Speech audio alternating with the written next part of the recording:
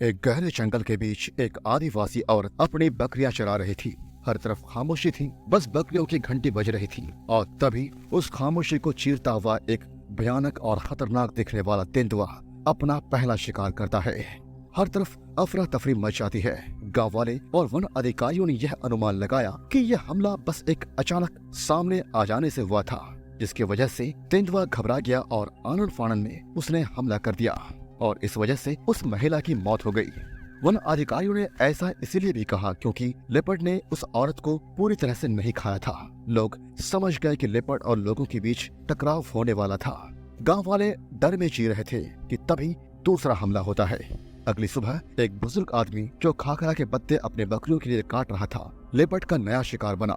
उसका कुछ हिस्सा खा लिया गया था। जैसे जैसे दिन बीत रहे थे, आदमखोर की दहशत बढ़ती जा रही थी। उस रात लेपर्ड ने एक और बुजुर्ग महिला गट्टूबाई गुजर को एक अकेली पहाड़ी पर बना घर से उठा लिया। घर वाले जब रात को ढूंढते हुए गए तो सिर्फ उसके नथ और खून से भीगे कपड़े मिले। अगले दिन उन्हें एक लाश मिली। सिर्फ उसका सर और कुछ छोटे हिस्सों के अलावा सब कुछ खत्म हो चुका था। गांव वाले समझ नहीं पा रहे थे कि अचानक तेंदुओं का हमला कैसे बढ़ गया और हर तरफ अफरा तफरी का माहौल कैसे पैदा हो गया। हालांकि तेंदुए का ऐसे गांव वालों पर हमला करना एक अजीब सी बात लगती है, लेकिन यह ह्यूमन वाइल्ड लाइफ कॉन्फ्लिक्ट का नया चैप्टर है। जंगल कम होते जा रहे हैं और लेपर्ड जैसे शिकारी जानवर अपने हंटिंग ग्राउंड्स खो रहे हैं। खेत और गांव उनके टेरिटरीज में शामिल होते जा रहे हैं और अब इंसान और लेपर्ड के बीच का यह संघर्ष रोज बढ़ता जा रहा है। लेपर्ड अपने बचने के चक्कर में अब इंसानों को शिकार बना रहे हैं। ये सिर्फ राजस्थान का नहीं, पूरे देश का मसला बन गया है। समय के साथ इंडिया में लेपर्ड्स के हमले बढ़ते जा रहे हैं और इसकी वजह सिर्फ ये नहीं कि जंगली जानवरों का नेचर वायलेंट है, उनका नेचुरल हैबिटेट कम हो रहा है क्योंकि जंगल की कटाई और ह्यूमन सेटलमेंट्स बढ़ रहे हैं। जानवरों के पास अब कोई और ऑप्शन नहीं बचा है, इसलिए वह अब इंसान के पास आ रहे हैं। इस कॉन्फ्लिक्ट को समझना जरूरी है क्योंकि आजकल सिर्फ राजस्थान या एक दो गांव की कहानी नहीं, ये हर उस जगह की कहानी है जहां जंगली जानवर और इंसानों के बीच का स्पेस कम होता जा रहा है।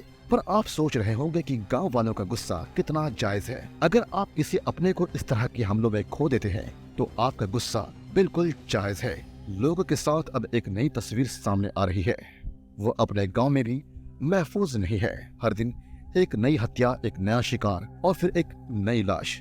जब उन्होंने 5 साल की बच्ची की लाश देखी तो गांव वालों का गुस्सा हद पार कर गया। उनका एडमिनिस्ट्रेशन से जवाब मांगना बिल्कुल सही था क्योंकि कितनी और जान जाएगी जब तक कोई एक्शन नहीं लिया जाएगा। क्या ये ऐसा ही चलता रहेगा? आज हम एक चौराहे पर खड़े हैं जहां जंगल और इंसान के बीच का ये जंग कब तक चलेगा यह कोई नहीं जानता। जब तक Indian government human animal conflict को सीरियसली नहीं लेती और कंजर्वेशन और रिहैबिलिटेशन के बीच एक बैलेंस नहीं बनती, तब तक ऐसे हादसे होते रहेंगे।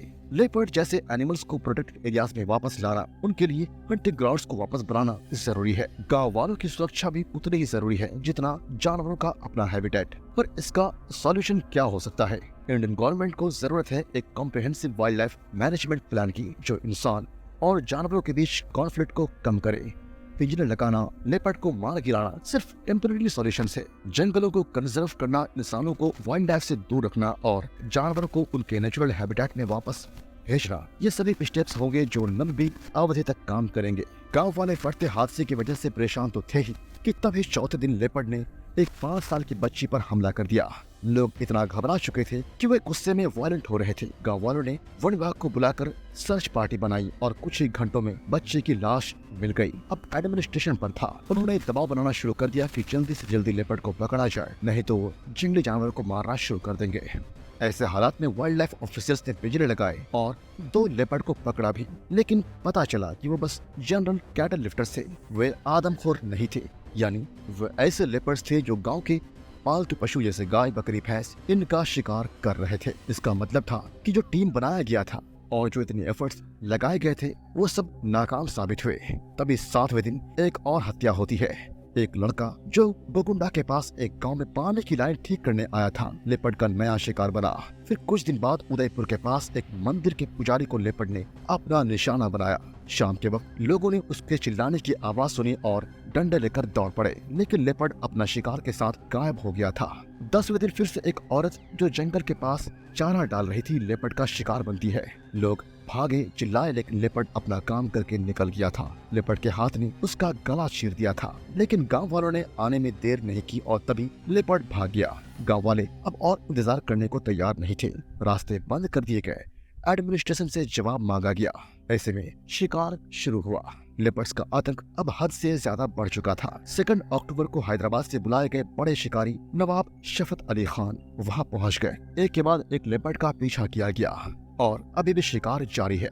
अब लेपर्ड को अपनी जान बचाना मुश्किल लग रहा था। अब सिर्फ एक शिकार बचा था और वह था खुद आदमखोर लेपर्ड का, क्योंकि वाइल्ड लाइफ वार्डन ने उसे अब आदमखोर घोषित कर दिया था। दोस्तों, ये थी पूरी ग्राउंड रिपोर्ट उदयपुर के आदमखोर तेंदुए के बारे में। वीडियो अच्छी लगी तो लाइक कीजिएगा और हमें बताइए कि ऐसी सिचुएशन को कैसे हैंडल किया जा सकता है, और अपने दोस्तों को और परिवार वालों को यह वीडियो शेयर जरूर कीजिएगा। धन्यवाद।